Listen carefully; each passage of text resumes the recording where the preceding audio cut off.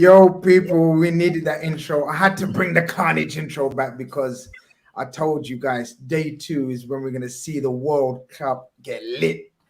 I had a feeling today, I had a feeling when I saw the lineup of games, when I saw the itinerary, the World Cup itinerary, I saw 3 games. I saw 1 p.m., 4 p.m., and 7 p.m. Am I right, people? 1 p.m., 4 p.m. I'm talking UK time. So whatever time it was in your countries, respect, of course. Good morning, good afternoon, good evening, all of that business, of course, wherever you may be. 1 p.m., 4 p.m., 7 p.m. I thought that's my day complete. If you don't know, UK was cold today. I don't know about you mans in London. It was freezing. Today must have been the coldest day of the year. It was cold. It was raining. Temperatures are down, but the football was hot. I'm telling you, World Cup came alive today. I hope you felt the same heat and the same energy as me, people. Please don't let me down here because I felt it today. Bilal, I know you must have been busy, but I know you Skyped a few phone calls and this and that just to watch the football. How you doing? 100%, man. Emails, phone calls, put to the side. Why are you phoning me during the England game? Leave me alone. Don't call me. Leave me alone. Yeah, man. The World Cup today, I woke up, I said, World Cup. That was my first tweet. The next one was like, the World Cup starts today. Yeah, it starts today. Like yesterday wasn't the World Cup, but today, man, it began.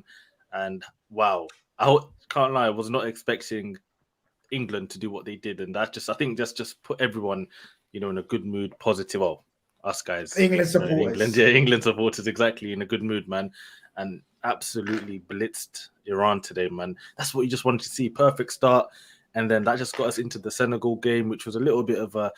I didn't really pay. I was like half paying attention because I was a little bit busy at that time, and I was looking at the game. It's like I don't know what's going on there. Like it looked a little bit dry, but then the USA Wales game, I'm alive again, and I rose, and I was there, man. What a day of football. Honestly, what a day of football. Like a first proper day, that was amazing. It was. We knew it was going to be. Like yesterday, there was too much talk about politics and too much down and too much trying to discredit everything around this World Cup and all of that business. But, talking about rising, Ohms, I know you probably didn't rise too many times out of your seat today because, let's let the people know what's happened to you, man. Like first and foremost, you know what I mean? Let the people know what's happened to you, why you're not so upbeat. Are you able to show us? Is there any? No, I think you need a bit of like a what's it warning? Like what's it called? Graphical. Basically, what happened, chat, is I injured my foot on Saturday, so I've like torn ligaments in my ankle. Which is long, but hey, if there's ever a time to get injured and put your feet up, do you know what I mean? Injured on purpose, is that what you're saying? Normally. Nah. Do you know what? It could be smart, but trust me, I've seen his ankle. You don't want to be that smart. You don't want your ankle looking black and blue like Zuberi's tarantulas, man. Nah, the same color as some of your tarantulas. Nah, they ain't smart, man. Bless him. He's proper messed, man, and that's him out. That's a pure Jota style injury, man. But at least you can stream more with us. At least you can spend more time with us online now. Now you got no excuses. You can't go out and get messed up on the weekends. Winner. Oh yeah, I guess you still can. I still can. People, don't forget to like. Say again. I'll be down my crutches like this. Just shit, man. Yeah, you're one of them people, innit?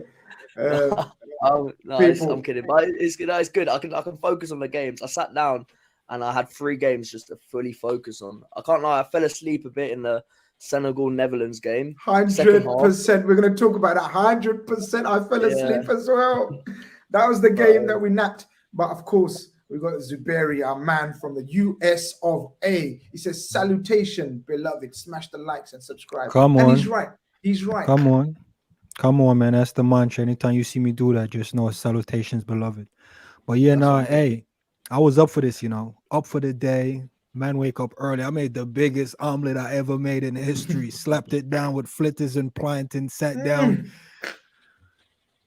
And I just started thinking of my guy, Bilal. England was so good. My heart was trying to pull me in. You know your ex, when she started doing up Instagram and that, you're like, rah, she looking good still. England was doing up the madness. I'm like, rah. I said, France, I'm like, nah, I ain't going to do it. I'm going to stay true. But they look good. But you looked thought about it. Oh, my heart was pounding, man. I was like, this looks nice. Come on, Garrett. I see what you're doing. Might have to drop a little like there. Just know you're still around. You know what I mean? But yeah, you know what I'm saying. But it was a good game. I like it. I didn't think the Iran did any justice to himself. Too little consolation towards the end, but yeah, England had that in the bag. The second game, I'm not gonna lie, man. Once Gakpo scored, I was like, yeah, that can tuck me in still, because I've been raving about Gakpo, and nobody was giving him credit. So when he scored, I'm like, yeah, I'm going to bed, man. We're gonna talk about these. Yeah, we're gonna talk because you know what I mean. I'm gonna say calma about the Gakpo chat, but. Look, he scored the winner, not the winner, but the opening goal. But hey, I'm a hype, man. You can't call me down, man. I'm a hype, but we'll get into it. We're gonna get into it. There's only one place to start, people. There's only one place to start. Of course, the first game of the day was England versus Iran. Look, I don't think anybody saw a 6-2 Bilal. I mean, say what you want, think what you want, pretend you're the football man that you want. But nobody saw 6-2. This lineup, first and foremost, got me a little bit. So I said, okay, when I see the lineup, when I see Gareth Southgate play 4 at the back and then play a front 5 in effect, because Bellingham, you know, was just like playing as attacking 8/10 everything. Bro, when I saw that lineup, I thought, yeah, he's looking to hurt Iran. So you was comfortable with Pickford starting? I'm a dash Pickford, man. Listen, the defense, man. You know what it is? Even if we want to talk about the negatives quickly, because it is like one negative, and it's probably like the defense is probably the weakest area of England. And that's why I've always wondered, why are we playing 5 at the back when this area of the team isn't really that strong anyway? You know, it's play to your strengths, and that's what England did today. And for me, John Stones shout him out. Maguire, don't know if he's really injured or it's because he made a mistake. Nobody really knows. But apart from that, those are the negatives out the way. Pickford made a good save towards the end, though. So big him up for that one. But could have been 6-3. Could have been 6-3. Imagine if it wasn't for Pickford, man. But you know what? Last night, the lineup got leaked and I went to bed positive. Like, I wasn't really looking forward to this game until I heard about the 4-3-3. I heard about the Rice, Bellingham, Mount midfield. I heard about Saka, Sterling, Kane. I was like, okay, it's not exactly what I want in terms of maybe I would like my guys, my Ramsdales, my Ben Whites, my Phil Fodens to get a game in there. But I'm more than happy with the Pickford, Maguire, Mount in this kind of situation as well. And you know what? Big up Mount as well. I just want to give him a special mention because he gets so much criticism. And I feel like he's actually such a good player to have in your squad. He works hard. He's technically sound. He does all the basics really well. And what more do you want in a midfielder, especially when you got the likes of Bellingham and Rice with him? It's just a solid 3. So you wouldn't be surprised to see if Foden, you know, comes off the bench here and there, because that 3 look like they can work together. And that attack for England today, man, Saka, I think we've got to start with my boy, Bukayo. They were sleeping on him. They're saying Foden right wing. Have you guys been watching this kid, man? This kid is the best right winger England have had, I don't know, since when? I don't know. Tell me. I don't know. I don't know. But since right winger. Talking right wingers, man. Since Giggsy, you know, my man from the US. I wish Giggsy was English. That's a Gareth Wales country. We'll get to them. But yeah, Saka, honestly, he's been so consistent for Arsenal since he ever broke through to the team. He's only 21. He plays with such maturity and he just keeps on rising. Every question that gets asked of him, he passes the test. And the 2 goals he scored today were just quality, man. It's just pure quality. First goal, volley. Second goal, pausa, calma. You know, doing the defenders. Bit of a Ozil, you know, Ludogorets. I thought you were going to say Salah. I thought you were going to say Salah. No. Salah. But you didn't see a bit of Salah in there? I was going to say Messi, because Messi versus Iran, if you guys remember, I think 2014 World Cup, that last minute Messi goal, you know, but obviously this is different. But yeah, big up Saka. Kane as well, obviously didn't get the goal, but he's involved. But really and truly, for me, apart from Saka, the main man, Jude Bellingham. Oh my days! Well, I'm not going to let you take all the glory. You spoke on your boy. I'm going to let Omar speak on one bigging up England, and now there's in the preview show, and now this Bilal guy is taking everything from me. Bro, I said England in the final. I said England in the final as well. No, he bigged up England still. He bigged up England still. But listen, yo, what's with these, man? Like, first of all, big up to our Mizzy. He says, big up panel, like Saeed says, it ain't easy to Iran and Qatar. It ain't, bro. And like what's like Neo's on me, bro. He's like, Grizz, acknowledge you're a disaster for this World Cup. Qatar, Iran, bro, come on, man. I'm just having a bit of fun and games, man. Look at the people I actually predicted to go through. I just said you don't sleep on them. Stay awake. They kept you awake, right? Entertainment galore. When you watch Qatar, when you watch Iran, there was entertainment galore. I never said they're gonna win. I just said don't sleep on them. So they entertain you, bro. You know what I mean? Yeah, there's always a way out for Grizz. Don't worry about that. We can chat about the little Ecuador, little Enner Valencia, you know, just for a moment. Wait. See the way we gunned down Valencia, and he scored a hat-trick in effect, really, because that goal was like a goal as well. But Holmes, I'm not gonna lie, Saka, it was out of Saka and Jude. Look, we're not gonna speak. I don't think we need to speak too much on England because we don't know what the future is going to hold for them in terms of the opposition. Iran basically played like that. You don't see how they look like them straight horizontal lines. Everyone trying to be a defender and hold. But England just kept. They let Maguire and Stones have the ball. Declan Rice was under no stress. It was light work, and look. The world's eyes almost, I'd say, Holmes, and all the major clubs' eyes were on one certain Jude Bellingham in this World Cup to see how much he can raise that price of his. Bro, the guy is just going from strength to strength, right? Bro, whoever our new owners are, you're probably going to have to dish an extra 50 mil out for, at the end of the year because, boy, what performance. In the pre-game, he was like, they asked him, who's your idol? He said, Steven Gerrard. Bro, I was like watching prime Stevie G. That header, Istanbul vibes. Running down teams, breaking through the lines. I was like, this guy is amazing. I just want to comment on that midfield because I really rate Foden, but Rice, Bellingham, and Mount really complement each other so well. Like, you've got that sort of drive from Bellingham. Rice is really good. Like, Rice can drive, but he's sweeping up in behind so well. I thought it was more of a 4-3-3 instead of a 4-2-3-1, but whatever. And then Mount, he has that sort of, like, technical ability where he just recycles the ball and keeps the ball. Like, it's all different components that you need in, like, a really good midfield. Like, if you channel back to Italy in the Euros last year, their best part of the team was the midfield. Barella, Verratti, Jorginho, they all complemented each other well. So if this England midfield can click, damn, that's a cup run right there.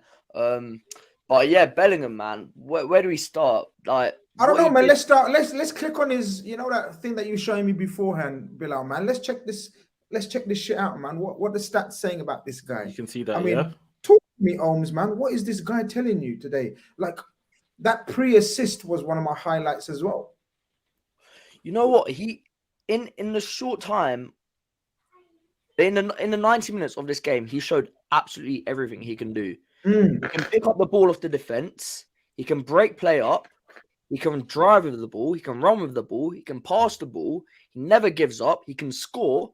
Like that goal today. Like, he was everywhere, and it's just bundles of energy. And if you have him and Rice next to each other, like, that pivot just will, or two of the three, they will just bully teams at times. Like, Phillips and Rice together work really well, but I wouldn't say that midfield had the technical quality to go and win a tournament and try and dominate games the way this midfield does.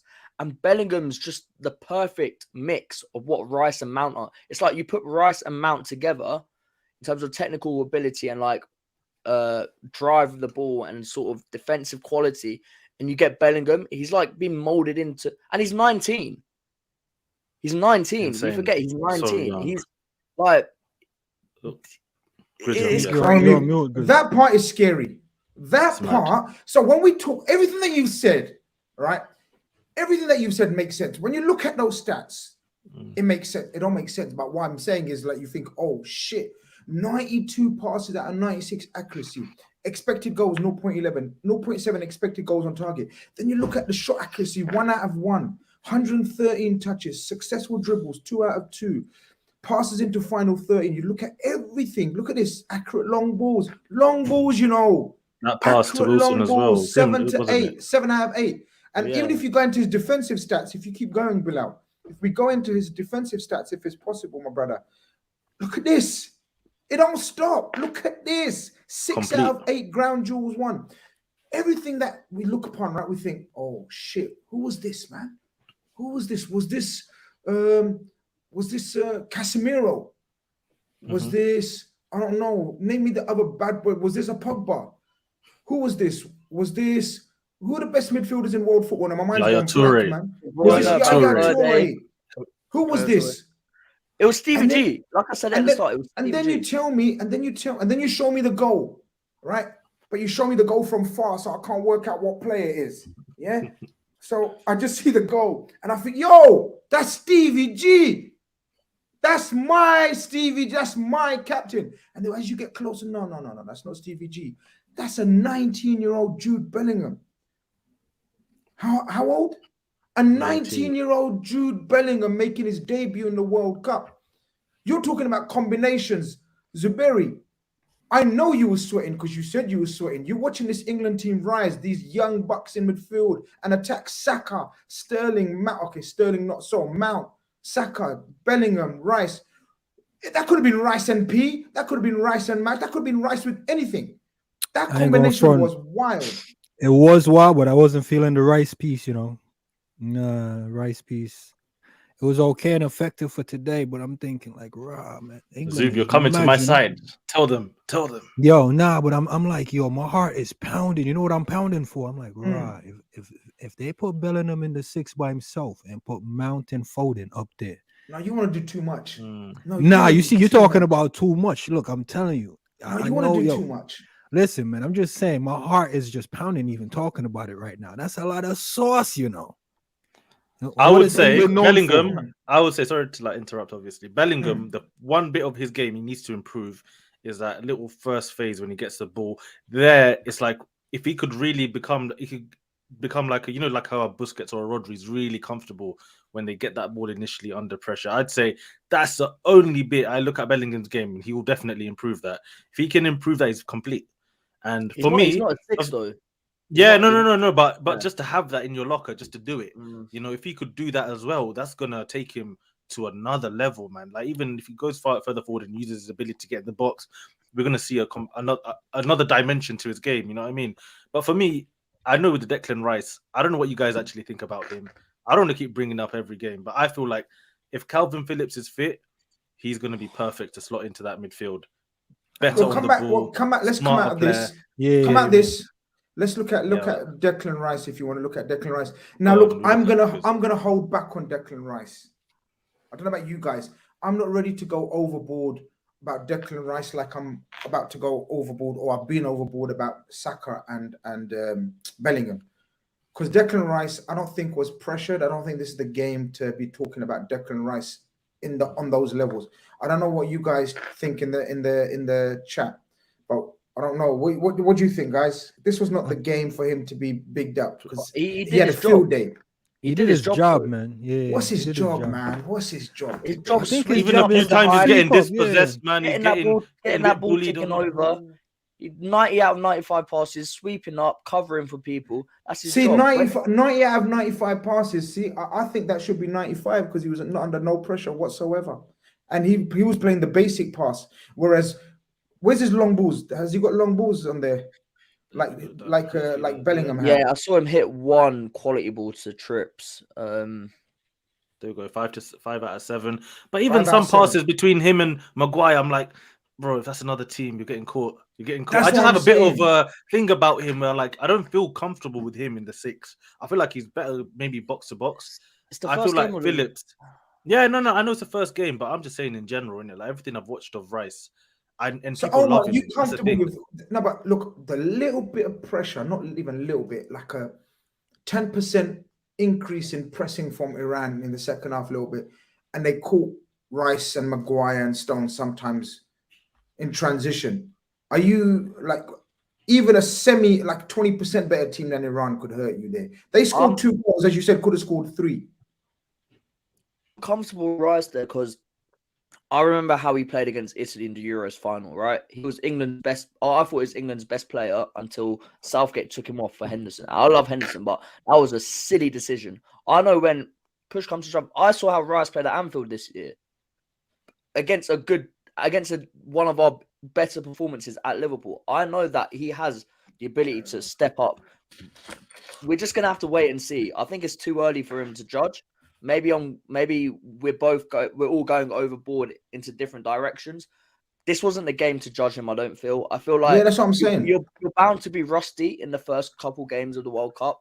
These guys, it's the first time they didn't play any friendlies, English friendlies, before. They came straight from the club game, had a week to train and straight into it. So the chemistry is not going to be 100%, but it will click. I think you need to just. I don't know, man. A lot of people had good chemistry. If you rotate, if you start getting Calvin Phillips in there, start rotating the centre backs, the best teams in World Cups and Euros, they're the ones that rarely change their team. I don't think France changed their team once when they won the World Cup. Spain, when they won it in 2010, didn't change it once. Germany, there's a formula. And once you have that formula, once you start winning games, you stick to it. And for me, even England showed that, to be honest with you, to a certain extent. Even in the Euros and the World Cup, they very rarely changed their team.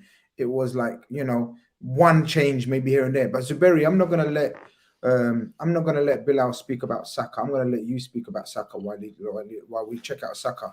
Talk to me about Bukayo. This guy, right? Let's give a bit of context, man.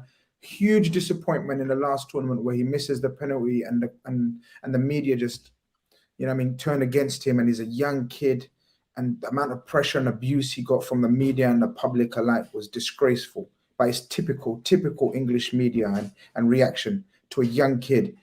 He's come back so hard. He's come back so strong. And today was almost the second coming of Bukayo Saka, or the making, I should say, of Bukayo Saka on the international stage. Talk to me about Bukayo Saka. I don't think his performance in the Euros was disappointing, I mean, everybody missed. Yeah, it wasn't. I agree. The narrative was disappointing. Yeah. But he was solid, man. Even in the Euros, I liked him. I think it was Chiellini had a clothesline him, man. That's how much of a threat he was. So let's not just use his missed penalty to overshadow what he was actually doing. He was causing problems. He was causing problems. And in this game, once again, causing problems. I thought it was Mohamed Salah for a minute, Yeah, that's what I talk Bilal. Bilal has Ozil examples and Messi examples and comparisons. You don't even need to go there, bro. You've got Mohamed Salah right there. Mohamed Salah, 100%. I think it was like 4-degree backlift on that goal too. I'm like, man, Salah toe poked that in there, man. So it was nice. He was definitely man of the match for me, man. Caused a lot of problems. Rated everything he was doing. Didn't really put a foot wrong. As far as chemistry that Omar was talking about, that is why I'm criticizing Rice, because I think all the other players was up for it. Even Luke Shaw was up for it. And I'm like, Luke Shaw. Oh, so I had to give him a mention, man, because he caught me off guard. I was like, here we go, Shaw again. And he did a thing, man. And I was like, whoa, man, this England team. And then I saw Rice getting dispossessed. And I'm like, you can't be getting dispossessed by Iran like that. That's worrying. Can I say something about Shaw? Not only does he look different, like you can see a significant change in body shape, right? Yeah. Trust me, I know about difference in body shapes, innit? Trust me, I'm speaking from experience. I'm telling you, this guy looked leaner, meaner, fitter, and you know what? Even as a player, he looks different. A confident Luke Shaw. Now, this is the Shaw that a lot of big clubs were looking at when he was at Southampton, and Man United took the punt on him. You know what I mean? He's obviously has had injuries with Mourinho and fitness issues and all of that business. But today he looks like a footballer. Man, I don't know why you look laughing.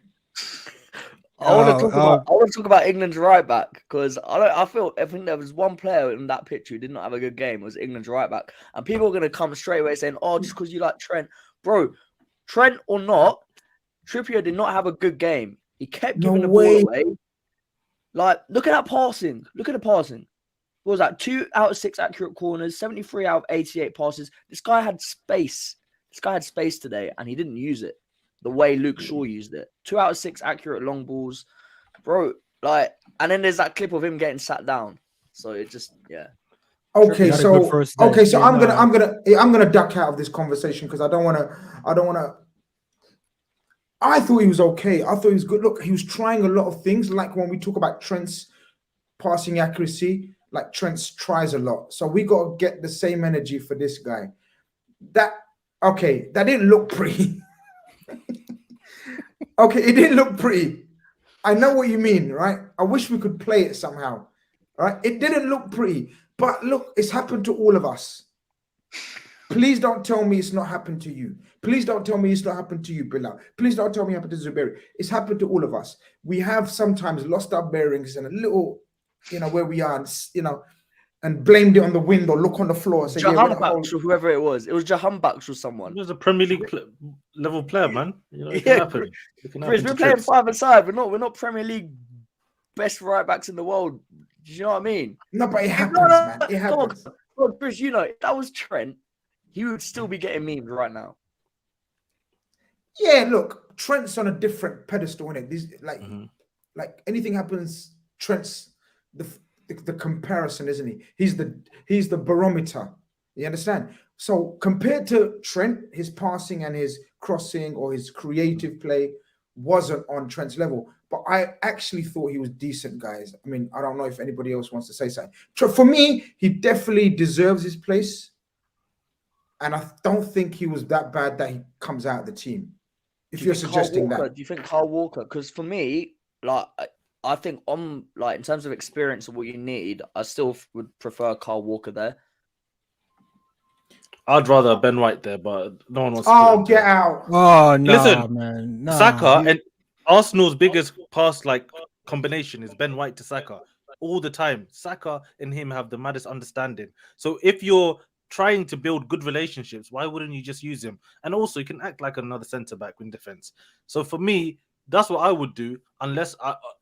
First of all, I'd actually play Trent because I love Trent. Yeah, but obviously, if we're not going to play Trent, I'm gonna play my boy. So that's up to me. But Trippier for me, he's not done enough to get out of the team, man. He's not done enough to get out of the team. Some of his passes are a little bit wayward, but really and truly, we've seen what Trippier's done. The way Bilal has explained it, Zuberi, I hear where he's coming from. Let's get off Trippier, man. Let me get off Trippier. The way he's talking about the understanding and the relationships, I hear that actually, because Ben White has developed. And if we're looking to the future, like Trippier's 32 or something, 31, yeah, if the future is gone, definitely not Kyle Walker. Kyle Walker's dead future, right? I'm gonna have to ask you the question. So are you telling me England future is gonna be up in the air between his boy and Trent, and you're okay with that? Trent, No.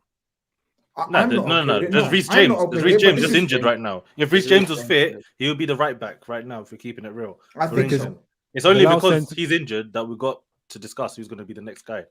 So I think we're all saying Trent is the guy, but then after that, we're going with our boy. I think no. Trent and Phil Foden are in the same boat, in my opinion. I think they're actually, if you have generational talents in the England squad, Trent and Phil Foden have proved it at the top level for the longest as being the two best youngsters, right? But they're both not starting. Can I say something? Yeah, someone said to me on Twitter, who said it? Someone made a very good point because I was a bit peed off when I saw the lineup and no Foden, because I think Foden is generational. And I said a generational talent has to have a place in a team.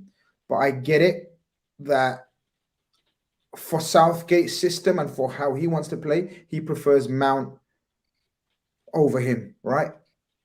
So Sterling's position, we're going to talk about Sterling's position today as well, because it was definitely not out wide left. He was playing through the middle, and Kane was like a two. It was a partnership. But going back to the right back, I forgot what I was going to say. So Foden and Trent, two generational players, guys. But I'm going to put it to you guys. Two generational players on their own right. But someone said to me they're system players. And that's why. So Trent is perfect for the Liverpool system. Foden is perfect for the City system. And that's the only system. And that's the only system they know, they're saying. So that's why the rest of these guys are quite fluid and adaptable, and they show today maybe they are. Everyone's a system player. I'm putting it out there. Everyone's a system player. Luke Shaw is a system player in this England team. Maguire is a system player in this England team. Mason Mount is a system player in this England team. Everyone is a system player, just to different systems. There will be the next England manager might create system where Trent, Ben White, I don't know, Reece James, Foden all fit into the same team, just in some random system. Everyone is a system player to an extent.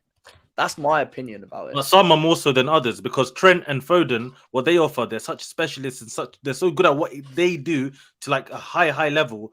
Other bits of their game are not as well rounded, especially for an international game where you need people to be a little bit more flexible. I think they're so good at what they do that sometimes it's hard to put them in, which sounds mad. But sometimes that's what I feel. That's why I feel like Foden and Trent, they might have this problem for a long time for England. That's what I'm saying. They might not actually that's a good point. Much. That's a good point. Omar, you touched on it, you actually solved the issue. So what Grizz said is Trent is a system player in Liverpool, Foden a system player for City. What you said is the other guys, they're system player for England. Big difference. Because we're talking about England system now.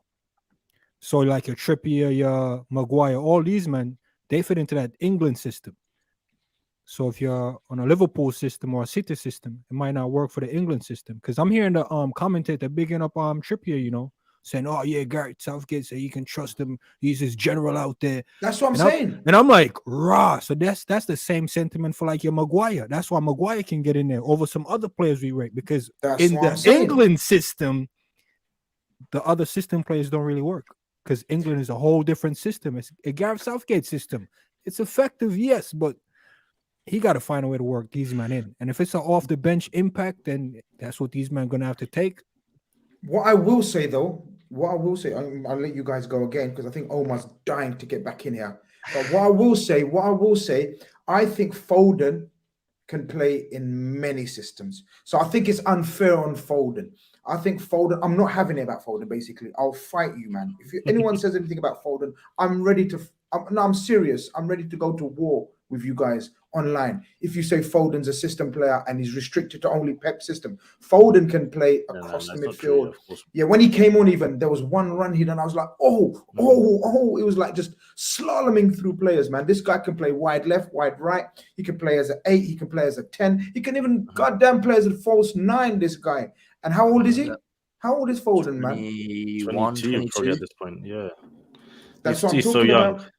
That's what I'm talking about. Even when England won, I think it was under 20 World Cup or whatever. I remember him just like he was the best player by far. No. See, this shout is awful. This shout is this is bad as my Iraq and Qatar shout. Foden cannot press. Come on, like it's not he cannot press, but Mount, what he does offer is some stability. You're not going to get the flashy passes, maybe the more special things that can happen with the Foden. But what Mount offers is just, exactly, you're going to get 7 out of 10. I'm not saying Foden's not going to give you 7 out of 10. I'm saying Mount is going to give you consistently what you want from him. And that's why when I say Foden does all the basics, Mount does all the basics well, it's why managers will always want to pick him. Every Chelsea manager that's gone into Chelsea picks Mount for a reason. They play multiple positions because he's just so easy to put into different areas and tell him and give him a job. Just like a James Milner in a sense, like obviously. Is this what you're saying? Then Mount is a very tactical player. Yeah, if you're a manager, it's one of those ones. If you have a Mount in your team, there's always a way to use him. And I like that. He can, and that's why I feel like he will always have a chance of playing a lot of games for club and country. I saw. This is how I was just dossing around all day. I saw like this Argentinian journalist. They basically said when they looked at it in midfield, they saw that Mount basically stabilized everything that Rice, the sort of intensity Rice and Bellingham gave, which in like international football is like one of the most underrated qualities. Like in the Premier League, we have such a high intense game that we don't really have like stabilizers, people that go the other way that are able to like then set a slower tempo to a game and sort of control things. Whereas when you give the ball to Mount, he's so good on the ball. He brings intensity when you need it, but also when you need someone to sort of keep the ball and sort of add a bit of European flair to it. And I think Foden can do that. For me, Foden can most definitely do that. He's played in Guardiola's team, right? He could play in. That's what I'm saying. If you could play in a Guardiola team, and the amount of tactical insight he gives you and the instruction he gives you and complex instruction at that, you can play in most teams, and Gareth Southgate's system ain't too complex for you if you can play in a Pep Guardiola system. No, but I mean that's fair, right? No, but you know what it is with Foden as well. If you even watch the way Pep uses him a lot of games are on the left wing. A lot of the time he's not really playing even in midfield. Where I feel like Mount, even though yes, you can be used on the right wing, he's got a lot of things where as a centre mid, you can. That's why I keep saying if Klopp, for example, got his hands on Mount, it would be a problem because he would be able to use this sort of player so effectively. I think he's just a weapon to have, man. I really like him. I know a lot of people come and criticize him and give him all of the stick. I think he's a really good player to have in your team, and I think England are lucky to have him that can provide a balance, and that's why Bellingham might shine more with the Mount as opposed to a Foden, and Bellingham can be way more dangerous in that sense because he'll have more freedom to go forward and get the goals like he did today, get the assists, and then still come in. He knows Mount and Rice are there with him. I think it's a good free right now, to be fair. Of course, I want my guy Phillips to come in, but that's a different convo. But that free there is good. It's good. I don't see Phillips. He's not fit. That's the only thing. He's not fit. I listened to an interview, I think it was Ramsdale. He was saying he hasn't played. He's killing it, but it's one of those ones where match sharpness is an issue. Dapo sends in a super chat and he says, Foden, a theoretical baller. Zuberi loves these ones, so I'm going to put this to Zuberi. Foden is a theoretical baller. We love the idea of him. Yeah, so when you see a guy like Foden, it's one of those eye test machine, man. You put him in there and it's just wow, the touch he takes, the low center of gravity, the way he turns around. So when you see him doing that in a game, you go, yeah, he can fit in anything, man. He can do anything because he's like David Silva-esque. Yeah, he's gonna become that. He's another kid. So theoretically, he can walk into any team. You see where I'm going with that? So that's where it becomes theoretical. Because if you're David Silva-esque, tight spaces, you own that. You walk into any team, really, man. And he has high energy. He has the legs, man. He's up for it, too. So theoretically, he can walk into any team. Which team in the league Foden can't walk into? I'm with you. Theoretically. So I agree. That's where the theoretical baller come in. But England are spoiled for talent up front. And credit to Bilal, man. He said it. It's about time my man exercised the forward and midfield option. Because 5 at the back, I don't know what he was trying to do there. Besides breaking my heart. Listen, before we go on, I don't like normally calling out people in the chat, but Nemari, you've been making a few stupid comments in there. Talk football, be nice, chat your banter, but if you carry on making silly comments, mods, finish him. Finish him! I'm sick, to be fair. Yeah, you are sick, to be honest with you. Yeah, but my brother Isan, big up Isan Films in the building. I keep telling you lot, you see the man holding a camera there? He is Mr. Videographer. He is Mr. Cameraman for all your functions. If you have weddings, parties, special occasions, christenings, all of that business, he's your go-to guy. Of course, if you're in UK. If you're abroad, then yeah, pay for his ticket and he'll come out to you. Yeah. But if you're actually in USA as well, because he resides in USA and UK. So both areas.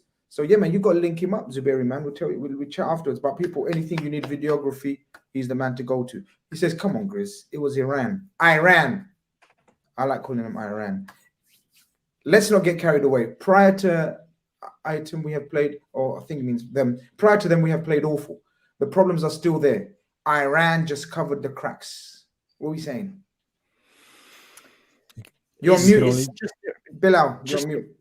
Just Iran, just Wales. Like before, when we did the World Cup preview, it was all, Iran's going to be such a tough game. As soon as you win, all of a sudden the win gets discredited. Enjoy these wins, you know what I mean? It's not often you win 6-2 in a World Cup. It's not often. Yeah, understand. So, just enjoy it. There's obviously work to get done, and who knows what's going to happen. But I think the best thing you can do right now is just enjoy it. It's not even just that, right? The formation changed, 1. And 2, Southgate, after the game, I don't know if anyone caught his interview, and he said, we don't play well when we play like at a slow pace, but when we play at a fast tempo, that's when we start doing things.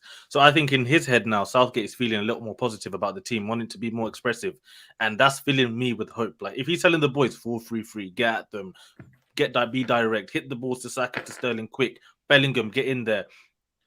And Kane, just do what you want, basically. Drop deep, go in the box.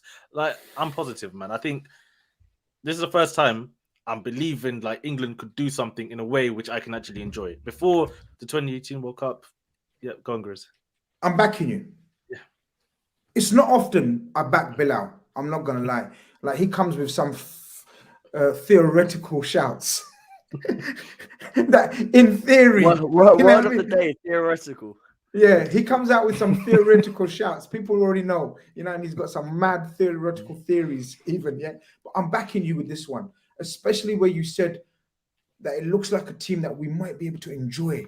Yeah, I agree with that, and that's a good positive sign. Yes, as Isan says, it was only Iran.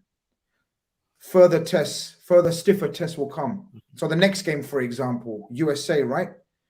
We'll get on to the USA game. They're getting cooked. Okay. England are cooking this group, I'm telling you. Destroying. They'll be cooking until they go 5 at the back. Have as much super serum as you want. We'll get onto it. Okay. Well, listen, in that 40 minutes on the first game is only Iran. People are saying, some people are saying enjoy it. Some people are saying 6-2, man. You don't win in the World Cup every day is 6-2, right? So come on, man. Let's call a spade a spade.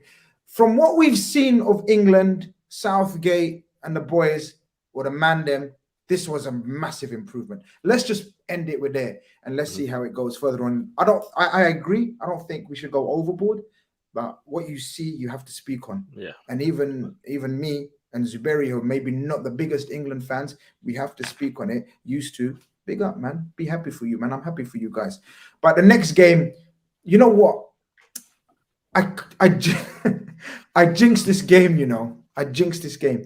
So the first 15 minutes, I thought, yeah, the atmosphere, night game, the players on show, there was a lot of energy and pressing, the crowd. I thought, yeah, this looks like the game.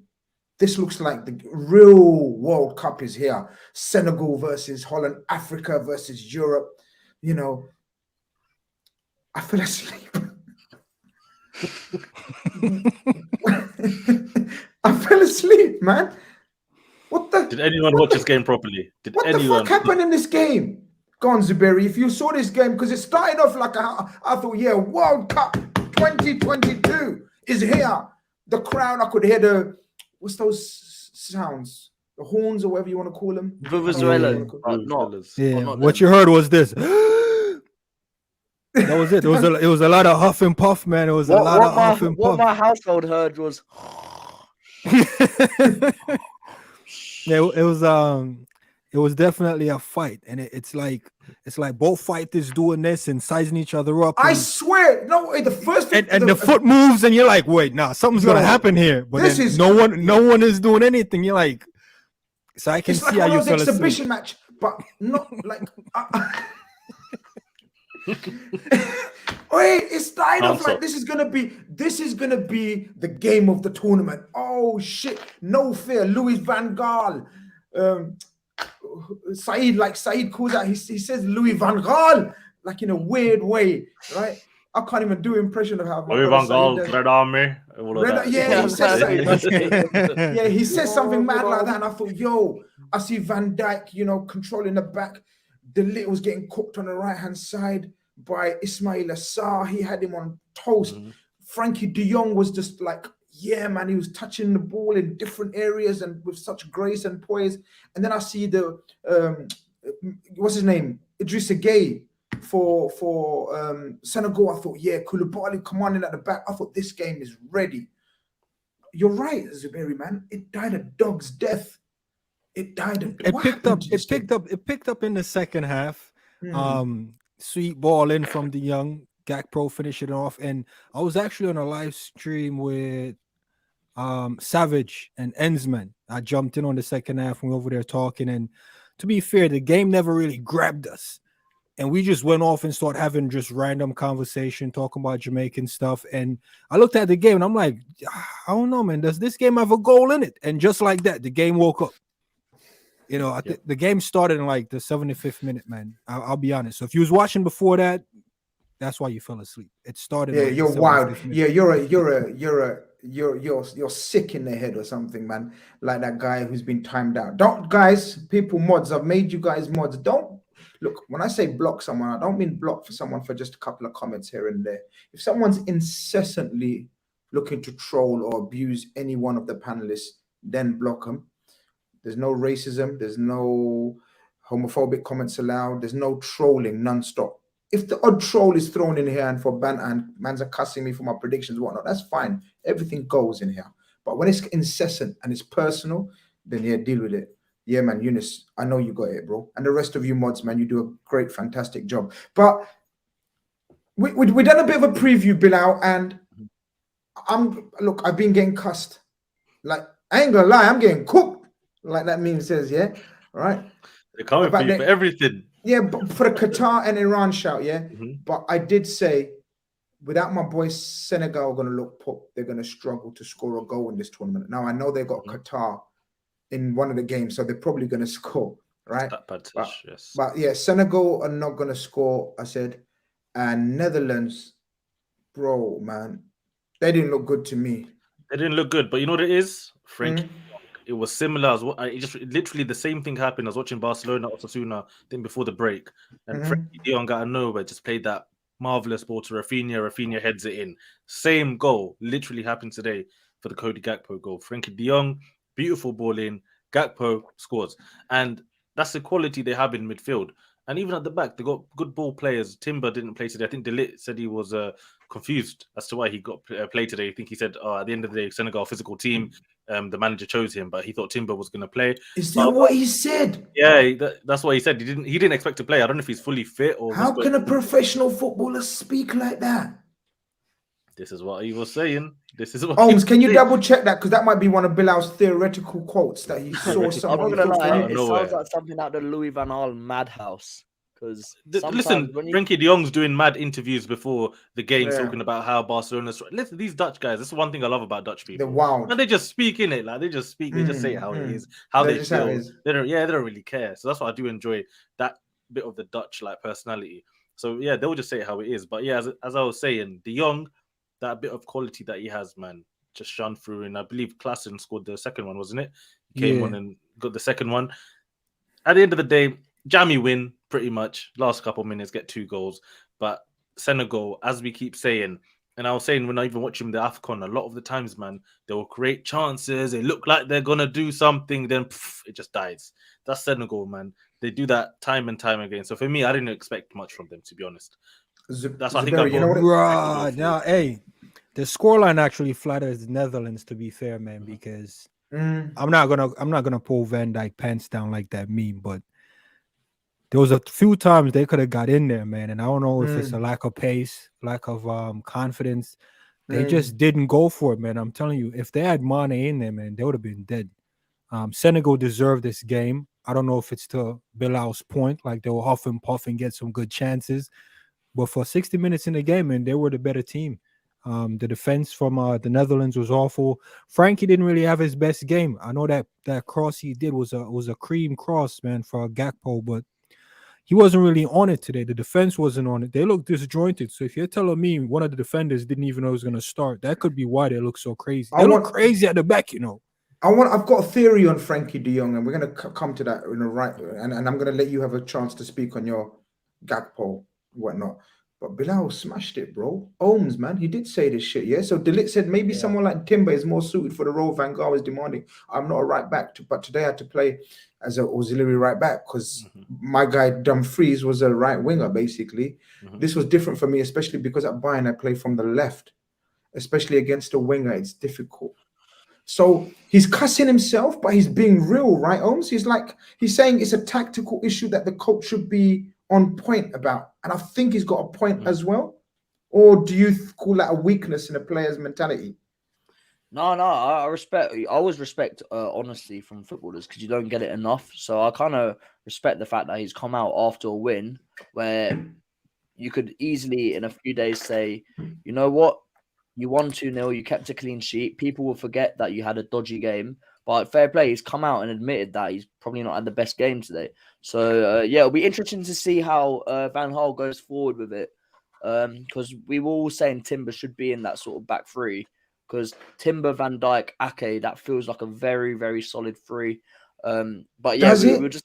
Does it? I Does I think- wish he just played forward at the back with Aki at left back, and you could even slap Timber right back, delete on the left centre back like he wants to play, and then you can just move Van Dijk across right centre back. I'm pretty sure you'll be a monster there anyway, and just do something like that. And I think everyone would be kind of happy in those kind of roles. And you could have the free in midfield and a free in attack, and that would probably suit them because they got some nice wingers. Well, like the Noah Langs and Depay, obviously false nine, you could do a job there. I don't know. I feel like I'm not a fan of this Dutch team. I said it before the tournament. I think they're flatter to deceive. I feel like the attack. I'm with you again, bro. Yeah. Me and you, bro. Spud me, G. Me and you. You know what I mean? We're agreeing on a lot today, bro. I'm not gonna lie to you. Yeah, wherever it is. No, But yeah, yeah, man. Sleeping, man. Just wake England up. are going to end up playing one of these two teams probably. So, Oh, are you scared? Are you scared? I'm not oh, scared. is that how it works out? Yeah, is that how we plan? What about Ecuador? Are we sleeping on Yeah, Ecuador? Ecuador. It could be Ecuador, Netherlands. Yeah, it could be any of them. No, it's Ecuador, Netherlands. Let's get it right. Yeah. Senegal Yeah. ain't. Look, this might come back to haunt me, but Senegal ain't doing shit, man. I'm telling you, Senegal ain't doing shit. I'm sorry, they're not. They're just not. Especially now that Coyote looks like he was a little bit injured. And before I come to Frankie De Jong Gakpo talk, Mendy, has he fallen off a cliff or something? What's going on? Ballon d'Or nominee a couple of years ago, wasn't he? The guys had the weirdest 3 years I think any human beings probably ever had. From unemployment benefits, not thinking he's going to play football. Then next day he's basically at Chelsea. He's best goalkeeper in the world. They're saying he's the best goalkeeper for Chelsea in Europe, everything. And then now it's like completely zero. Like he's been terrible for a really long time now. And I don't know if he can get himself out of it. Because he showed a good quality, he's a good shot stopper. He's big. He's got a bit of a presence about him. But the mistakes, man, and on the ball, I know like playing with his feet, that's a complete no-go. Any bit of pressure, it's a myth. Like, yeah, his form is worrying, to be honest. And the fact that Kepas took his place at Chelsea, I think that just says it all. Says it all. You know, says Yeah, it all, he's a theoretical goalkeeper. He's theoretical goalkeeper, I'm telling you. But Zuberi, I want to come to you for two players, right? I want to hit you with my first theory about Frankie De Jong. I'm a fan of Frankie De Jong. I think Frankie De Jong, again, in isolation, is a wonderful player. Here we go. Frankie De Jong is a system player. Frankie De Jong, you have to have the team, and you have to have a team that's on Frankie De Jong's wavelength to get the best out of Frankie De Jong. If you've got 2 or 3 players that are not his wavelength, you're going to get a stinky performance out of Frankie De Jong where he gives the ball away, or it seems like he's giving the ball away, or he seems he's putting a pass out of play where the other guy hasn't been on his wavelength or his brain. I don't think Frankie De Jong can get a game by the scruff of the neck and dictate. I think if you let him dictate and put ballers alongside him, he will run the show. That's my theory on Frankie De Jong. You need to be on his wavelength, very much like the old Xavi, Iniesta, Busquets. You know what I mean? Like in the Ajax team, he knew what he was doing every step. You know what I mean? Made sense to his teammates and to him. If Frankie De Jong ain't got that, you know what I mean? He can look ordinary. But saying all of that, you keep him on the pitch, like I tweeted. You keep him on the pitch because he can pick out a pass like that. Beautifully weighted pass to your boy Gakpo, who I think you want to speak on, and we can speak on Frankie De Jong as well. Yeah, so with Frankie, I think you kind of justify it because that was just going through one year and out the other. Because maybe I'm not on his wavelength. Never been, man. He's in another universe. I'm not even gonna hide the facts, man. That's what it is. I'm not on his universe. People are like, oh, we need it. And I'm like, nah, we're good. Because I didn't know if he had the right pieces around him, he can do something like that. I've always seen him with a few missing pieces. I've always seen him in a team with shambles, don't really have the right people in front of him, chopping and changing. And to his credit, it might be a Depay tax. I know I said he might be doing his 3rd album or something during the World Cup, but they changed when he came on. Now, they went up a level when he came on. So maybe he was the right piece to unlock the young. So I have to give him an honorable mention. And to my boy Gakpo, you're not 6'4", 6'6" winger that plays on the 10, mad pace and hold power on, how tall? for no reason. No, bro, he's up there. He's 6'4", bro. Like No. 6'3", yeah, 6'3", 6'4". Yeah, no way. He's 6'4". That bro, I'd say about 6'3", tall, surely. Nah, he's 6'4" on stats. 100. It's What? Yeah, I measured him up, bro.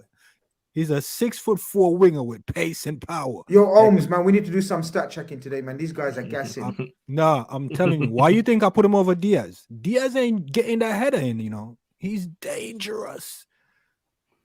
This guy he's 189 meters, which is 6'3", 6'4".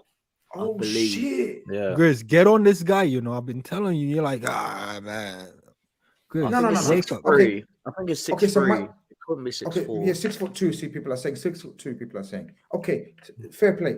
Tall. Let's just say this play is tall. Yeah, he's tall for a winger. Right? Taller than Grizz.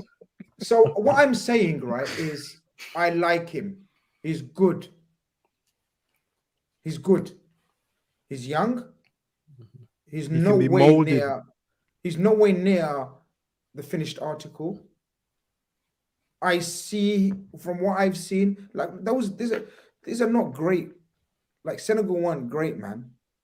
Do you know what I mean? Nah, they was in the game, man. I'm telling you, don't let the scoreline fool you. They were in the game. They just didn't finish their dinner, man. I think got a Eunice good is saying his opportunity. crossing is amazing. Yeah, I saw his set piece was slick.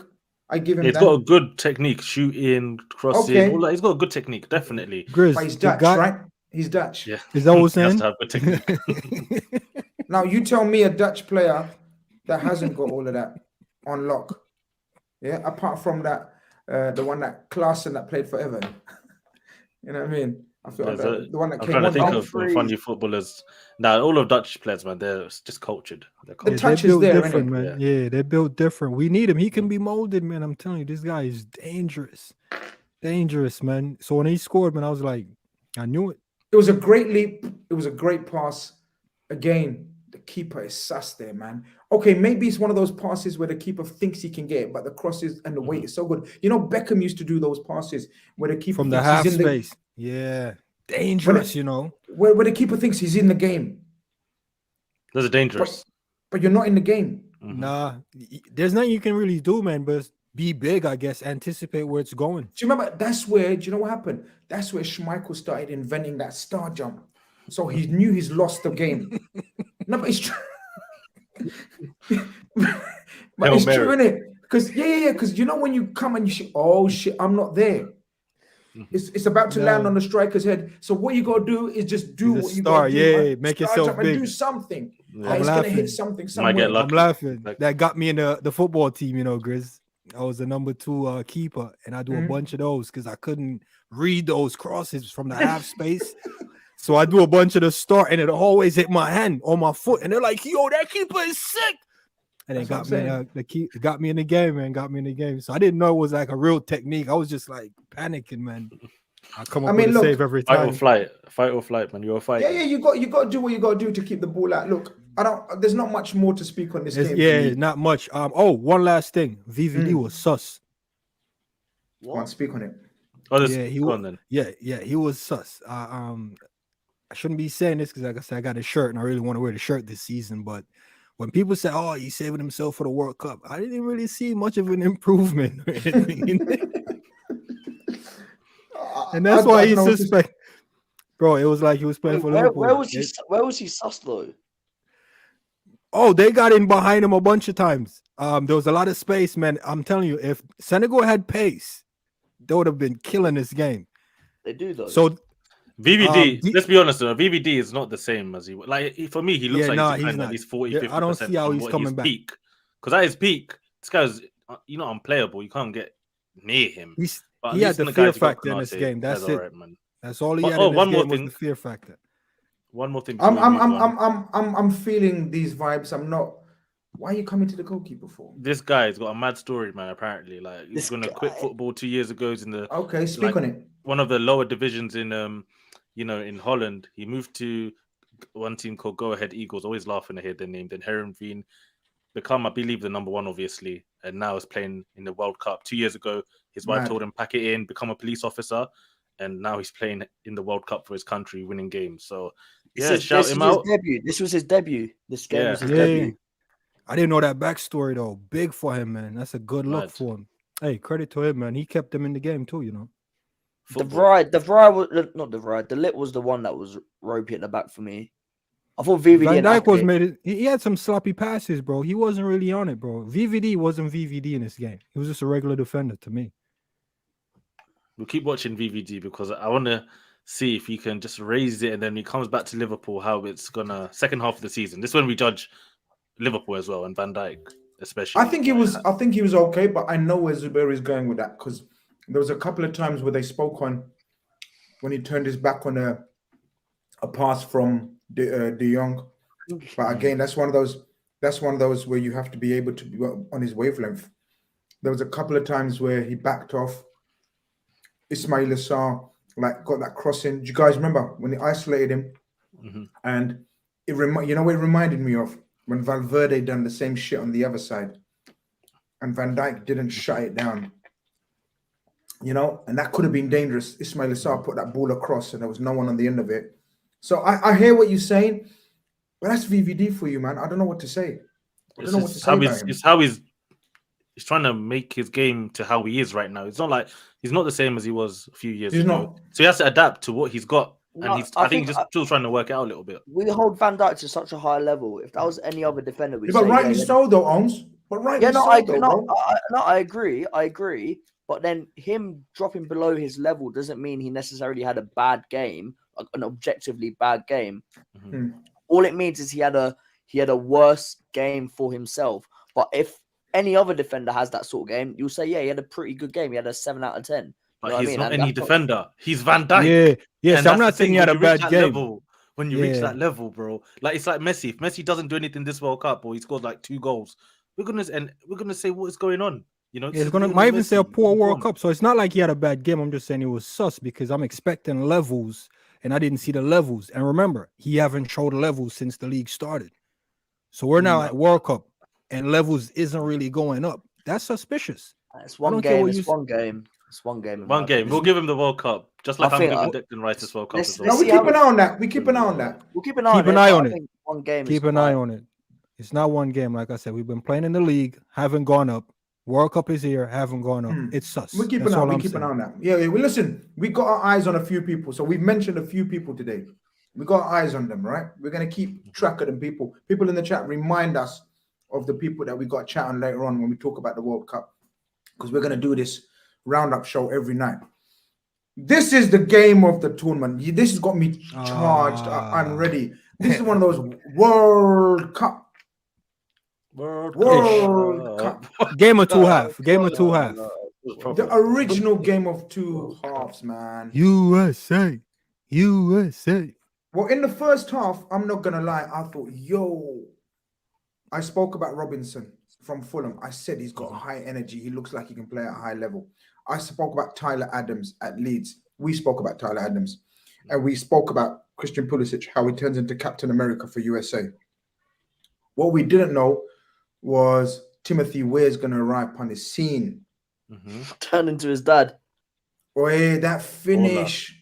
Hey, but I'm gonna let someone talk about that first half, because I thought the energy they showed, the vibrancy, the pressing. Yeah, this is Zoobs, man. Hey, I'm gonna take it a different way. Yeah, I'm gonna take it a different way, man. We're talking about Van Dijk levels. Let's talk about Tim Ream. That guy was on smoke. 35-year-old in the World Cup, My man was on smoke. So from back to front, man, this guy was a monster, man. He was dangerous. He was cleaning up everything. Nothing sloppy back there. Very solid. I thought it was Van Dijk back there, man. That's how good he was. The midfield was a little shaky. Yeah? Is that what you're saying? Oh man, the ponytail in that. He was good. Sergio Dest, it was a little suspect. A little shaky. McKennie, I was expecting more from. Didn't really quite hit the levels. Hopefully he does. Tyler Adams. Then he's got the France flag in his head, hasn't he? Yeah, it was a little weird. I'm not sure what was going on. Confused. He plays in Italy. Yeah. What are you doing, bro? Tyler Adams. They voted this young guy the captain in the dressing room. Big baller. How old is he? I think he's like 20, he must be 23 or something. Let me 23, check. Yeah, 23. I know him from the Bundes. Yeah, decent. Went to Leeds. He's doing bits at Leeds. He ran our game. I only scouted him or looked into him because of like 2.5 years ago. He was linked to Arsenal heavy, so I thought we were signing him. So I looked into him. Leipzig, he wasn't really playing, that much, but he was in and out the team right back. Yeah, he was on defensive rotation. mid. Yeah, it's very like an interesting player, could play many positions, but he's smart, man.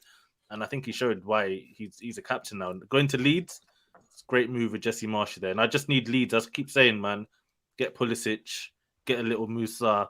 Yeah, get me a little American dream team happening at Leeds. That's what I want to see soon. Oi, They were Musa. good, but I think Pulisic was he could have been better. He could have been better. He could have killed this game off. He was doing the Curtis Jones thing where he was holding the ball too long, not just letting the pass off. And I'm like, come on, man. He could have played in where a lot of times, man. He was out in space. Shout out to Sargent. Hold up play. Sick. Good player, man. Yo, gotta give him credit, man. The team looked so solid in the first half. I'm like, yo, Wales getting slapped 3-0. That's what I thought, you know. And I'm like, they're not finishing off dinner. I'm like, this is going to come back to haunt them. Second half started. Wales didn't really put up much of a fight. I'm not sure what the formation was in the back, but Nico Williams on the left wasn't really working for me. I was like, why is he over there? He was struggling. He was struggling to cut back on his right foot. I don't know, man. This game was a weird one for me, but they kept pushing, huffing and puffing. No. What changed it for you? Because I failed to see how they got in there, you know. Oh, this is what I'm saying. This proves that you had only eyes for USA. You wasn't watching the game. You was watching USA. I was. Let me find him. Omar, tell him what changed. Kiefer This brother changed the game. He is the system. He is Wales' system, and he's been Wales' system for time. Get the ball up to Kiefer Moore, and you play off him. Gareth Bale, Harry Wilson, as soon as they pick up that ball off him, they're a different team. Came alive. They came alive. He came on right in second half. Yeah. Yes, yeah. And the first minute of the second half, they played a ball down the channel. Dan James was doing nothing all game. All he did was hold up that ball, get his body in the way, and the whole Wales team were able to come up the pitch. I was like, why have you not started this guy? One, we all know Dan James is so much better off the bench. Two, this guy, the reason you've got to here, the reason you did so well, did all right at the Euros. This guy, he's a proper number. He's just a big number 9. It's a bit of throwback football, but it's effective. It's all about being effective. And what happened, in my opinion, Wales tried to become Wales in the World Cup.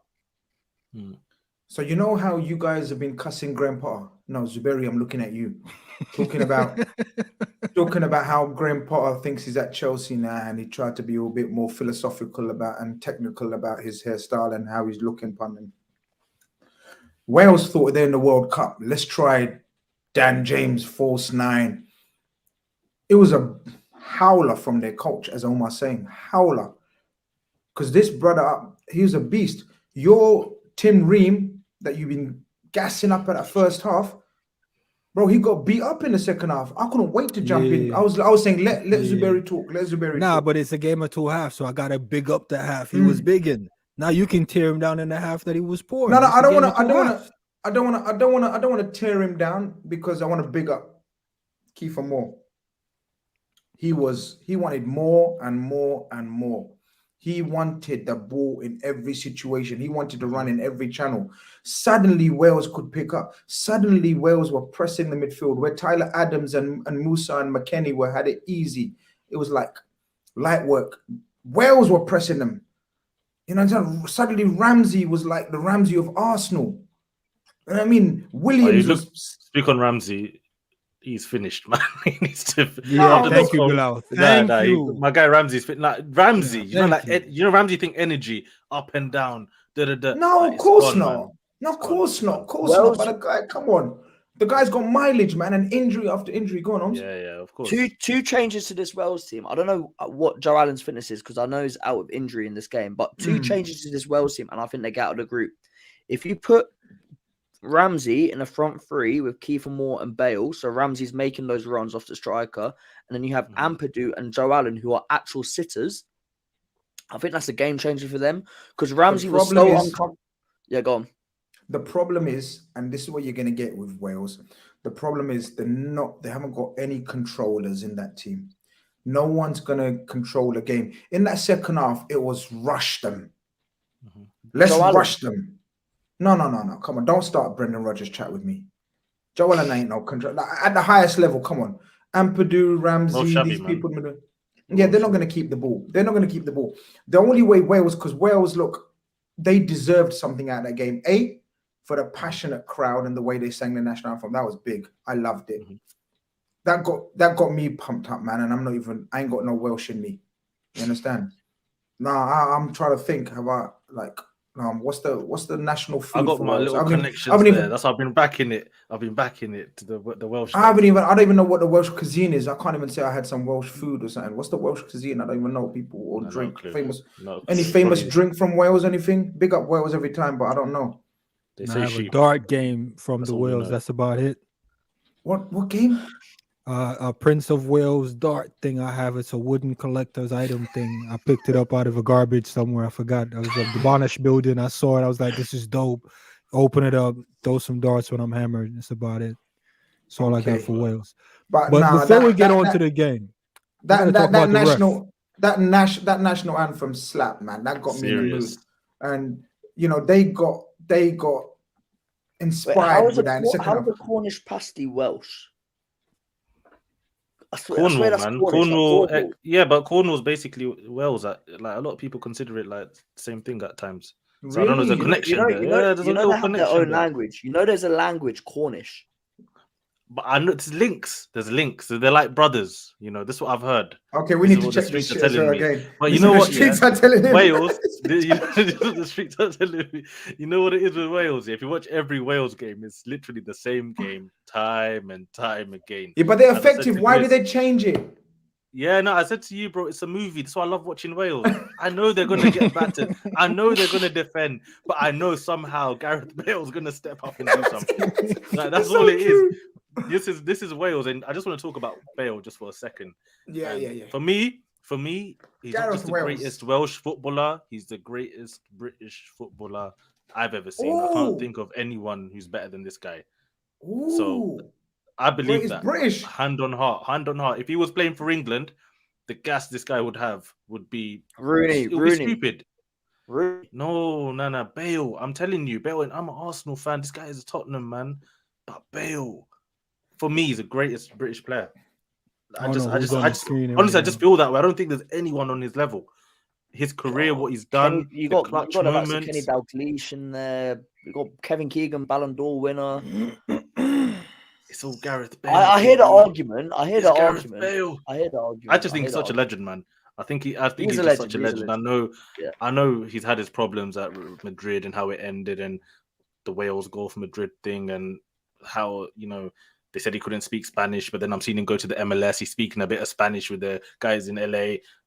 I don't know what to believe, but you know what? He's that guy, man. Can we talk about this? Los Angeles FC's official Twitter account celebrating Gareth Bale's goal against country. Do you not know about like California independence and all of that? That's probably what it is, Zub. I don't know if you can tell me about I know there's some guys in California, they want to be their own country anyway, man. They're not feeling is there some politics behind this, Zubs? Listen, let me tell you something about the world over there. You'll never catch me over there, It's a different world, man. Over there, they got fire, forest fires, tornadoes. They got all kinds of. I don't even think they're America. Some people say it's the old Mexico. All of their cities have Hispanics' name. Yes, San Diego, San Francisco. It's all Spanish names. It's a weird place. You'll never catch me over there. You will never catch me over there. From San Francisco. So I'm not surprised by this tweet at all. Fair enough, but look at them. They praised Bale, man. That's some big call, man. Being from USA and that when he equalized. But look, I'm not. LA's like Liverpool, man. Liverpool country, LA country. Scouts not English, yeah. Yeah, one of them ones. I'm not gonna lie. Patriots, all Americans are patriots. I don't know. What do you mean? Oh nah, there's the Patriot thing. There's a line on that because America, it's not. How do I say it? So you have some people that's like liberals, you have the Democrats, the Republicans, and then you have some people that just don't care. So the don't care people, a few of them is mixed in with the California, but California is like a trendsetter. Like they push the envelope on like a lot of things. It's like, equality. So Bale is their guy. They wouldn't want to slack him off. And then when he comes back, they're hugging him. They're not two-faced like that. They'll rather celebrate him and then say sorry to the USA later type of thing. It's just one of them things, man. It's just all love, just loves and hugs and kumbayas over there, man. And a lot of us in America, we just don't feel that. We're like, pick a side, and they're like, all side matters. That's the vibes over there. No, I hear that. So it's like Liverpool and Everton, bro. They're like, both team matters. It's like that's. No, he explained it well before his Wi-Fi. I love both of you guys. That's the energy they got. So I was gonna say it's a weird place. Explained. Yeah. I said he's gonna explain it well before. One big disappointment was Reina. ISO asked about Reina, and I just have to say I was disappointed he didn't come on. This is fun, but it's a very come in and out. Come in and out, bro. I was enjoying it because I was wondering where the convo is going, but yeah, I know. I was gonna say the Wi-Fi's cut him out or the authorities have cut him out. Yeah. He's exposing the US government. Do not mess with them. Let's add him back to see if he's right. Are you back? Yo, sir? am I good? What happened there? Bro, I don't even know what happened. You was talking. The voice is one place. You was talking some government shit, and we thought, he's been taken out. Good Lord, nah, they ain't coming for me like that. But what I do want to touch on though, I think they lost the game because they didn't change the midfield, or they took too long to change the midfield. I think Des and McKennie, like I said, they're good ballers, but they weren't quite effective in the game enough. Like they weren't really doing much to push the game on, to help kill the game off. I thought Pulisic was the only one trying to do something, and when he did get the few scraps he got, didn't really get much service. I thought Reina could have come on and helped. I thought they had the game. That's the mentality they had, like, 1-0, we're calm, we're comfortable. Wales isn't much of a threat. And when Wales did their tactical switch, and it's a shame Reina didn't come on. Hopefully I see more of them in the tournament. But man, USA, it's a big letdown on their first day. Had the game in the bag, threw it away. Shout out to Wales for grabbing something back too, man. That was big. 100%. You know what? At the end of the game, at the end of the day, I think a draw was a fair result. I'm not gonna lie. I don't think we've given enough credit to the first goal. From Weah. I mean, the son of George Weah, who never got to play in a World Cup final, and his son not only plays but scores, and making his debut in the World Cup, and the finish was eerily like George Weah, people. I know you guys are too young to have seen George Weah, but me and Zoobs, I don't know is Zoobs there even? Can't even know if he's there, but George Weah, that was a George Weah finish. Wrong right now. Yeah. Let's see if we can. Let's remove him and see if he can come back. Yeah, but George Weah was like that finish from George Weah was. His son was pure like his dad, man. So that was a nice moment. And then that tackle, that was a foolish tackle. Despite all the pressure of Wales and the near chances and set pieces, and the goalkeeper made a brilliant save. I see you tweet your brother's name. What was it? Matt Turner. Yeah. You know what it is with him as well? When he first came, like pre-season, he was looking dodgy. But throughout the season, you get the Europa League games, and I'm looking at him like, you're not a bad keeper. On the ball, you're improving. And today, listen, he didn't really play for Arsenal. They didn't call up Zach Steffen. From ages ago, the American guys were saying, even last year before he signed for, they're saying he's going to be the number one at the World Cup. So I was thinking, all right, surely he has to be good. Americans as well with goalkeepers, they don't mess around. They produce good goalkeepers. So fair play to him. At the end of the day, they didn't lose. It was 1-1. They take it from there. They win their next game. And I think they're playing England actually, so they don't win their next game. But whoever they play after, they win that one. And we'll see. I think if Wales and USA can get 4 points each, it's going to be an interesting group, man. It's a very interesting group. We knew this is going to be a tough, close group. I still can't call it. I mean, Wales look good. USA look good in the first half. Obviously, Iran look weak. Iran look all over the place. In England look clear. But funny things have happened, man. When the rivalries like England-Wales game match up against each other, anything can happen. Even USA is a mad rivalry, man. It's all mad. It's all mad. If we lose to the United States, you're not seeing me for a long time. No, but it's not that deep, man. It's not that deep. Yeah, where you going? You're not going anywhere. I heard you got the injury. We're glad to see you, man. You're not going far, bro. We know where you are. Exactly. Look at that Chiellini. That JBL. But yeah, man, that was a look. That game got me. Game got me real pumped up and in the mood, man. I'm not gonna lie. What we got tomorrow, then, peeps? What we got to look forward to? Ooh, The winners. 10 o'clock. I'm looking forward to Mexico. Poland. I want to see what that old Mexican team do. Are you serious? Yeah, I think they'll be up for a fight, man. First game tomorrow. So this is the first game tomorrow, yeah? No, first game Argentina, Saudi Arabia. Yeah, that's the first game. Yeah, I'm not even worried about this. I think they should be calm. Know. This could be really. No, they could do. No, I'm joking. They're gonna get a Grizz, man. They're gonna smack. And I don't know why this is not even the probable lineup. The probable lineup I've seen's got McAllister in the middle. The defense, yes, I've seen that defense, but I'm hearing McAllister's gonna start over Paredes. I hope that's true. Yeah, listen, I've been watching McAllister, and I said it the other day, bro. If he plays in the 6, he's giving me Lobotka vibes. Napoli, Lobotka. Like, McAllister's so good. You can play him 10, 8, 6. Such a good player. Hey, he was saucing us up at Anfield, Was it at Anfield we played them? He was saucy, He was saucy. I'm not going to lie. No, I'm not going to deny. As well. Don't know if I what else we got tomorrow? Because this is like... Khanage. France against Australia. Yeah, I think that's the third game. I think there's 4 games tomorrow, right? Are you serious? Yeah, tomorrow's the first. Yeah, we're eating. What are they doing to us, man? I haven't even recovered from today. It's 4 games. Even I checked the Saturday, Sunday, 4 games. 4 yeah, games. From now on, I think it's gonna be 4 games per day, man. This is the next game here. It's ramping up. It's because it's a 3-week World Cup, not a 4-week one. Yeah. I hear you. All right, mate. Everything about this World Cup is funny, but yeah. Sorry, we don't use the same logic. We're not as logical as our man, clever and smart. He's worked it out. It's a quick World Cup. Yeah, that's why there's games. It's a quick World Cup. It's a short World Cup. But that move this game, man. It's a dead game, man. Get out. Well, people been speaking on Denmark. This is it, man. Nah. Denmark rolling them over, man. It's 2-0. Denmark. Easy. What is there? Denmark got a couple decent players in there, but what excites you about this Denmark team, Bilal?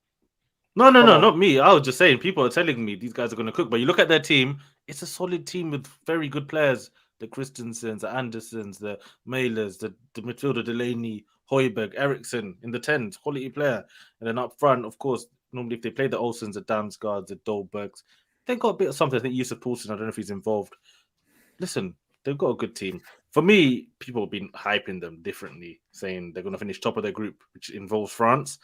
I don't know, but we'll see. You never know. They've shown themselves to be a good team, entertaining. Someone tell me, double check. Is this Wahab Khazri? Yeah, Is that his first name? Yeah. He's an old youth, man. He can't be playing there, really? Wow. Let's have a look here. What's it say? He's only 31. Yeah. Ola, that man. Formation can't be right, man. Yeah, man. League highlights, man. I'm seeing him do madness at times. Khazri.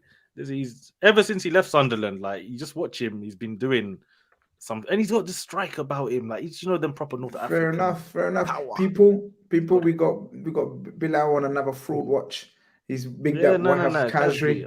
I'm bigging him up. I'm not saying he's gonna do anything, but I'm just saying, man, he's been doing this thing. He's been doing it ever since. I want you guys to check out the Mexico game because there's a What's the next one there. It should be Mexico and Poland. You see, this is a tasty game. Yeah. Number 10. I want you man's opinion on number 10 because people are saying, yeah, he should be like a European footballer, man, but he's just very comfortable playing in LAFC. I think it's LAFC. Yeah, or Galaxy. Yeah, he just stayed in MLS, man. Yeah. Tarmizi saying player to watch tomorrow. Alexis. Yeah. I don't know much about him. Big up Tarmizi. Yeah, if you know, man. Him and Zidane had a little rivalry because he's top goal scorer for MLS like pretty much every season. One thing.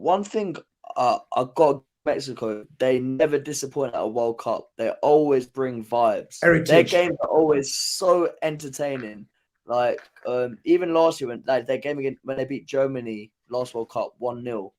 Bro, that was one of the best games of the tournament. I know it was 1-0, but there's something about Mexico. They're just the fans, everything. You want to watch them. Poland, Krychowiak, Szymianski, Glick, that defense Bednarek, is what's that doesn't move me anymore.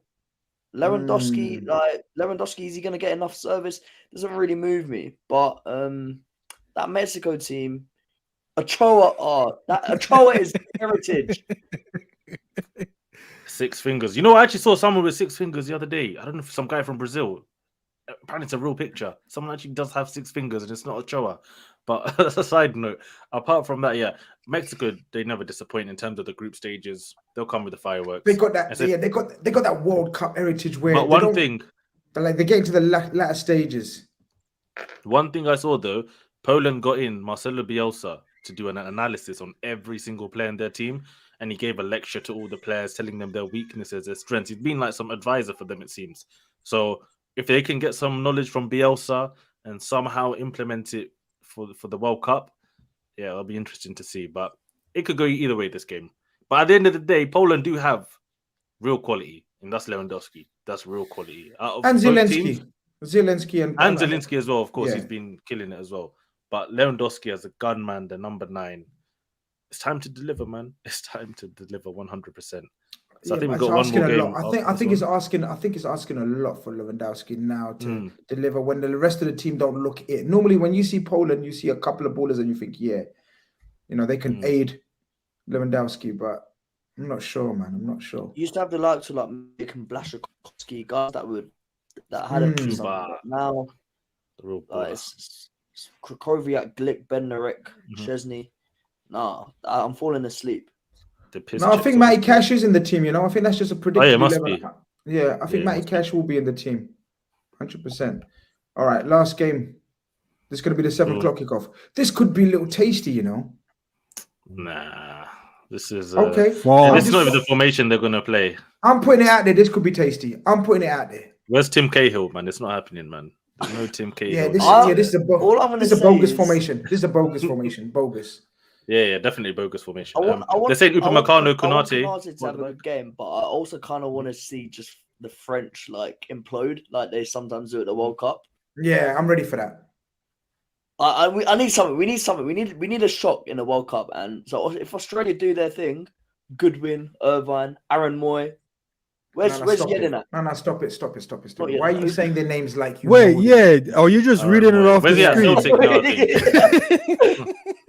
They've got this one guy called Gurung or something from Egypt who plays for them, a 17-year-old who's not even there.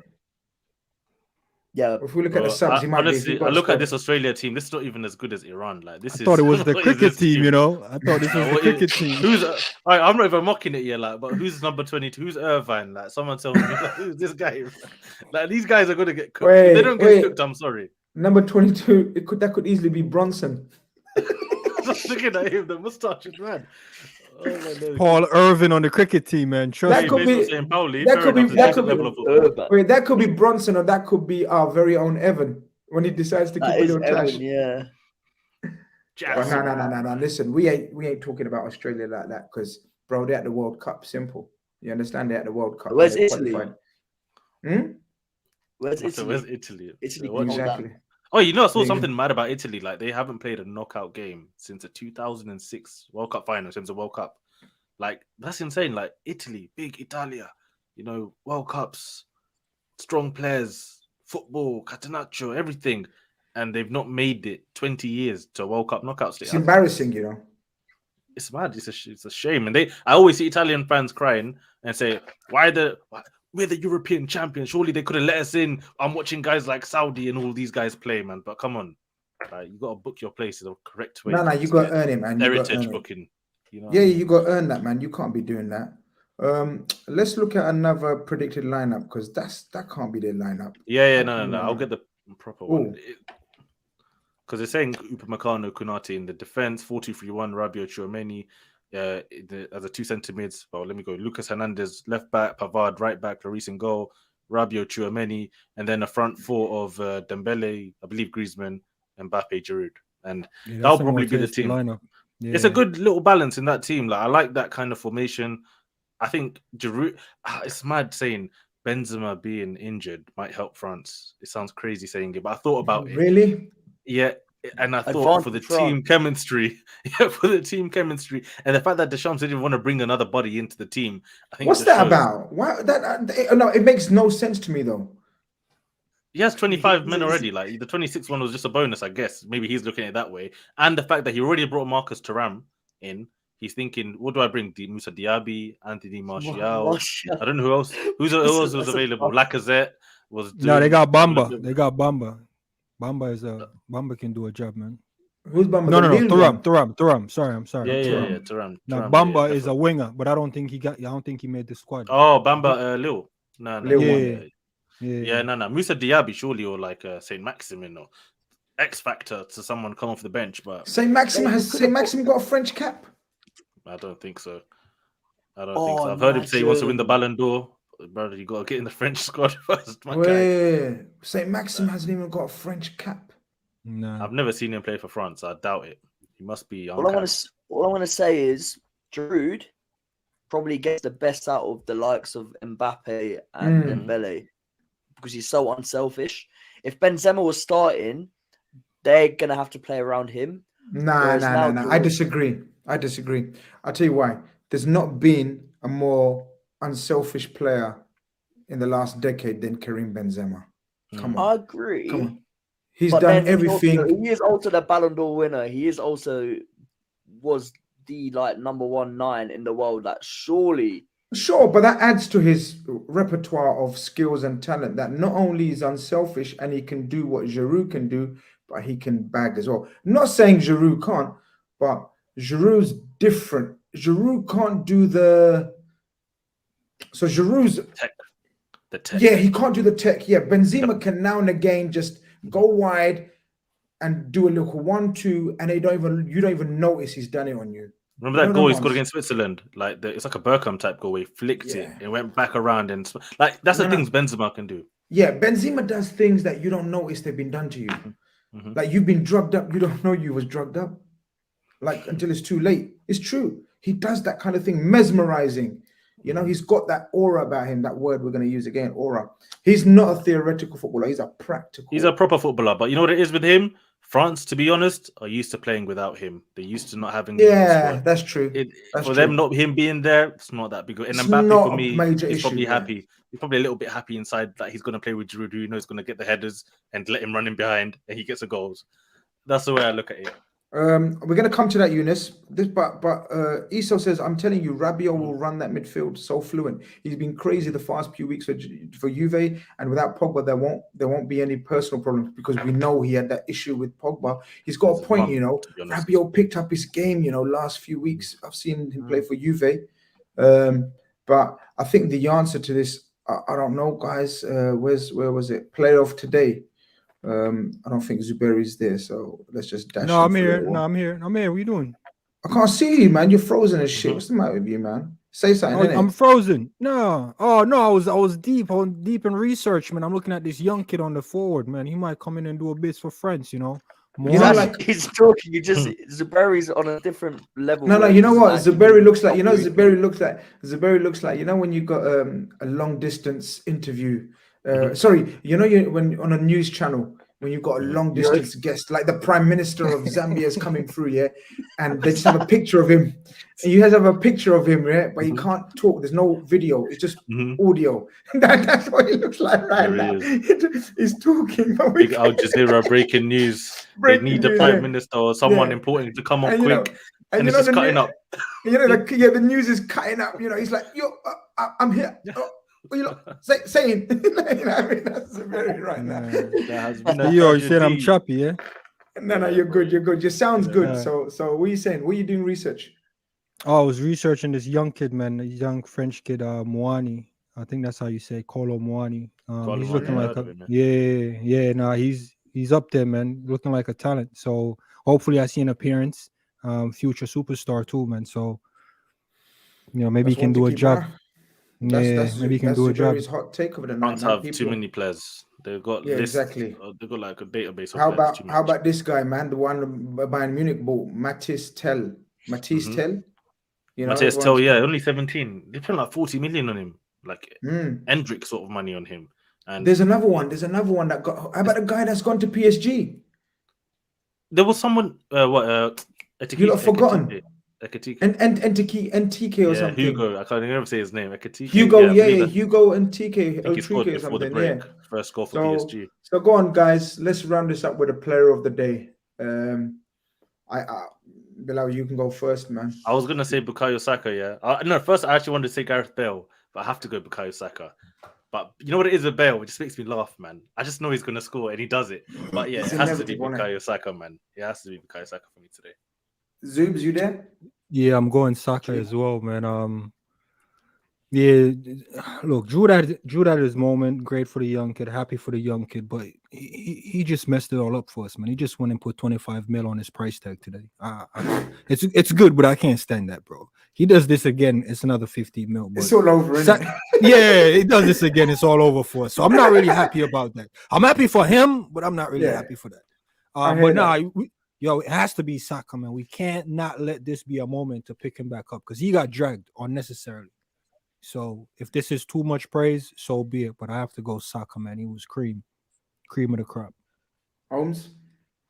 Yeah, I hit it for me between Jude or Saka, but I'll go Jude just because that was his first it was Saka's first World Cup game as well, but Jude just grabbed that game and just made it his own from midfield. So yeah, I'll go Jude for the variety. Do you know what? The way Zuberi explained Saka, I was gonna say Jude.